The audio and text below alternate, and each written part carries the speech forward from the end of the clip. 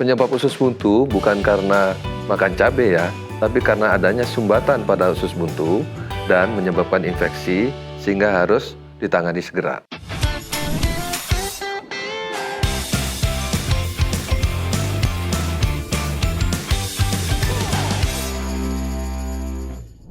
Nama saya Dr. Muhammad Lutfi Syafi'i, spesialis bedah, subspesialis bedah digestif di Rumah Sakit Pondok Indah, Pondok Indah.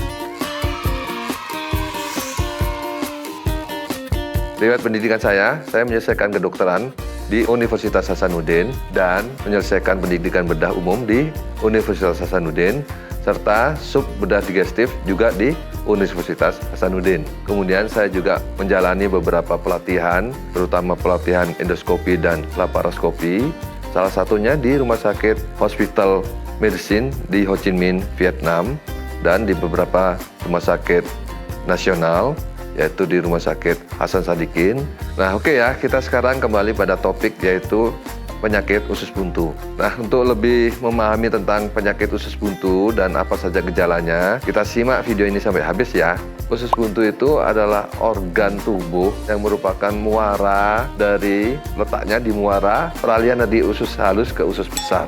Penyakit infeksi usus buntu ini di dunia medis dikenal sebagai apendisitis. Penyakit infeksi usus buntu ini bisa mengenai pada semua orang, tapi terutama dewasa muda. Pada anak-anak juga bisa, tetapi paling utama adalah pada usia dewasa muda. Penyakit usus buntu disebabkan oleh adanya sumbatan, sehingga mengalami bendungan, kemudian mengalami peradangan dan infeksi. Sedangkan penyebab dari sumbatan itu sendiri itu adalah adanya kotoran yang mengeras dan masuk ke dalam usus buntu, sehingga terjadi sumbatan atau obstruction ya. Biasanya sih penyebab BAB yang sering keras itu adalah kurangnya makan serat atau sayur buah dan minum air. Dalam perjalanan penyakitnya, usus buntu atau infeksi usus buntu bisa terjadi infeksi yang akut pada usus buntu, juga bisa terjadi infeksi yang kronis. Infeksi yang akut biasanya terjadi mendadak, secara cepat mengalami perburukan sehingga bisa terjadi komplikasi seperti kebocoran atau perforasi. Sedangkan pada perjalanan penyakit infeksi usus buntu yang kronis biasanya oleh karena deteksi yang awal dan penanganan yang cepat sehingga infeksi yang akut tadi bisa ditangani. Akan tetapi apabila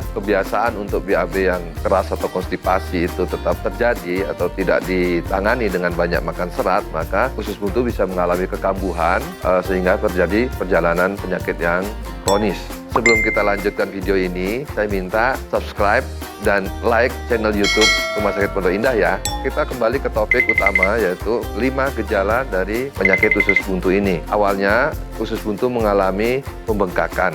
Gejala yang dialami yaitu seperti tidak enak di perut bagian tengah, kemudian disertai rasa mual, bahkan sampai muntah, kehilangan nafsu makan, kemudian dalam beberapa saat atau keesokan harinya timbul nyeri di perut kanan bawah dan disertai dengan demam.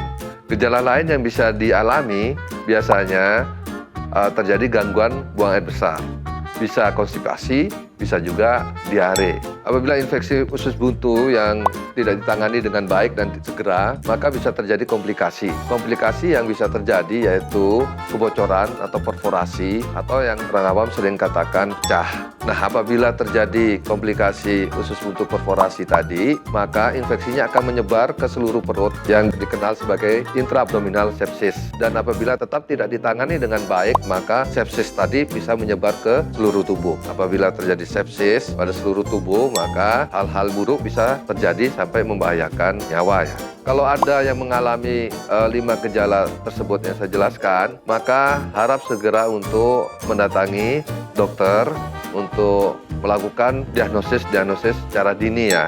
Apabila sudah dilakukan diagnosis pasti dengan pemeriksaan fisik, pemeriksaan penunjang laboratorium darah, dan pemeriksaan penunjang radiologi, USG maupun CT scan, dan sudah didiagnosis bahwa mengalami infeksi usus buntu, maka tindakan atau penanganan first line-nya adalah pembedahan. Teknik untuk pengangkatan usus buntu sekarang ada 2 teknik, yaitu open surgery dengan teknik pembedahan tradisional dan metode laparoskopi atau minimal invasif. Keuntungan dari metode laparoskopi ini adalah karena sayatannya kecil sehingga penyembuhannya sangat lebih cepat dibandingkan metode yang terbuka atau open surgery.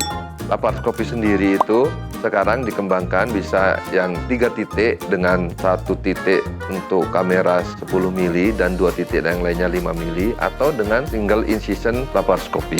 Untuk mencegah supaya kita semua tidak mengalami infeksi usus buntu ya, itu adalah dengan cara menghindari konstipasi atau sembelit, dengan cara mengkonsumsi serat, sayur buah, dan minum air yang rutin dan banyak setiap harinya. Jangan lupa untuk segera berkonsultasi dengan dokter atau rumah sakit terdekat apabila mengalami gejala yang sudah saya terangkan tadi.